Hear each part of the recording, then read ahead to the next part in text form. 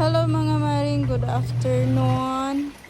For today's video mga maring, mga labata ka mga maring kay daghan na kay kog labunan mga maring pero dili na ta mahasil ana mga maring kay washing man atong gamit.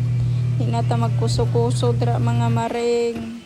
Di na maghasil ni, dili na magreklamo ni ako ang masil.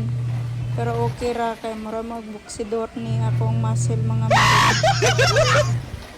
So ato ano nang pangwaon mga maring kay human naman nag-dry.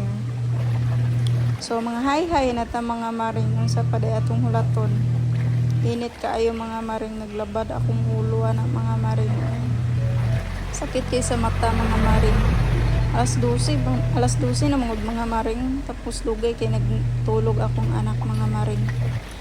Alas 11 na siya natulog mga maring. So karon pagid ko nakalaba mga maring, alas 12, grabe ka init Pag human ako og sampay mga maring, nag-inom na kog tubig mga maring kay giuhaw ko sa kainit.